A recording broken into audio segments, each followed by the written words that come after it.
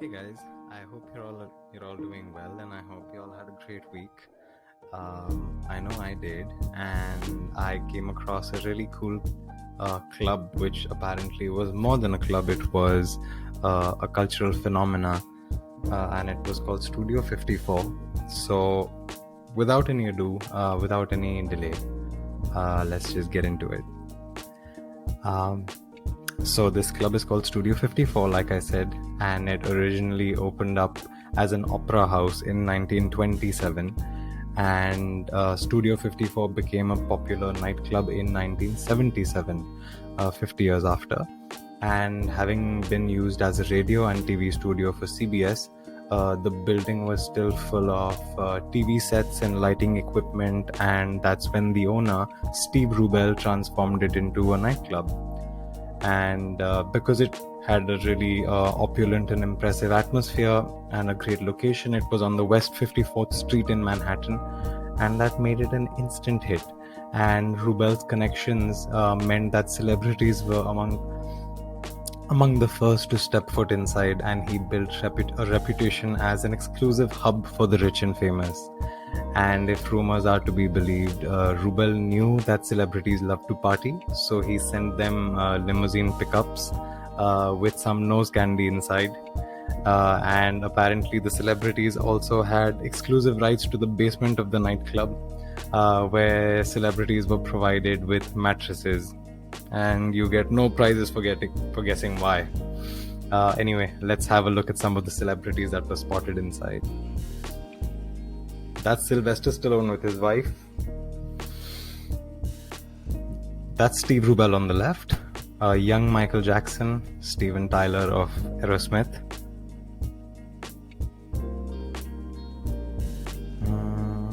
Stevie Wonder performed there. That's Bianca Jagger. That's Mick Jagger's wife on her birthday. That's Robin Williams with his wife. And that's Bianca Jagger, Liza Minnelli wearing the one in the center, and that's a young Michael Jackson again. And that's Mick Jagger, Bianca's husband. That's Margaret Trudeau dancing. If you don't know who that is is the mother of the current Prime Minister of Canada, and her husband was the then Prime Minister of Canada. And that's Halston, a designer, on the left. Bianca Jagger, Jack Haley in the back with Liza Minnelli, and on the right, it's Andy Warhol. Elton John, of course, and Diana Ross. Cher apparently visited this nightclub a lot. Andy Warhol, Calvin Klein, Brooke Shields, and Steve Rubel. And that's Yves Saint Laurent with some of his models for the opium launch. And now let's go to Exclusivity. So the doormen didn't really let anyone in. They didn't let just anyone in. That's how I meant it. But if you were lucky, you could get into the club even if you weren't, even if you weren't a celebrity. But the criteria for entry was pretty vague. You just had to have a look and style that they wanted to see inside the club. And this meant that plenty of people were rejected at the door, and plenty more stood in lines outside waiting to be appraised. Steve Rubel apparently stood outside and made sure that everyone who went in was scanned by him. So look at some of the pictures of the people inside. Apparently, this club could fit 1,006 people. That looks like more, if you ask me. That's what they look like when they were inside. That's them outside. Obviously, you can see that they did all sorts of stuff to try and get in. Wore the most ridiculous clothes. That's lines outside the club. All of those. And yeah, some people got in if they dressed like this. Now the Antics.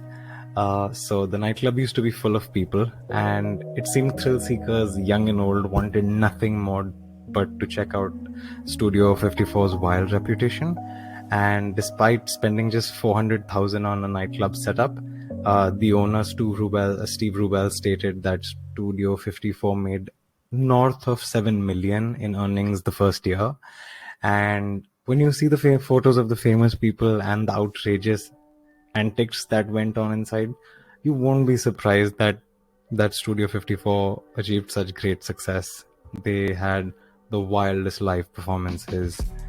Those are some metallic balloons that they're dancing on. Naked dancers covered in glitter. They were super common. People would wear nothing but just glitter. And those were the lights of the studio that they never got rid of. They had live dancers. Oh, and we have some pictures of people doing laughing gas, which is illegal in most countries. So if this was happening, they were not being billed for it, that's for sure. Anyway, this part is really cool. The tolerance before anyone else. So at a wild place like Studio 54, there weren't a lot of rules about what to wear or who to be. And if you wanted to dress up in next to nothing and wear lots of makeup, you were encouraged. And you were also welcomed with open arms if you were a drag queen. And that kind of tolerance in the 1970s and 80s was not seen in mainstream media, but it was alive and well in nightclubs, just like Studio 54. I came across some wild outfits that probably wouldn't that would probably assure that you don't get into a club today. That's a couple wearing nothing. That looks like a gay couple wearing something really taboo. That's definitely something I don't know.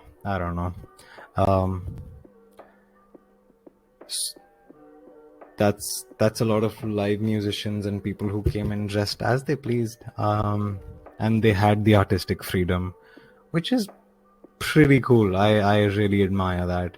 And if you look at this picture, this is one of my favorite pictures. There's videos of this picture online if you want to see this old lady dancing. She dances really well. So yeah, Studio 54 was more than a nightclub, and it was almost a cultural phenomena. Oh, and also it was the birthplace of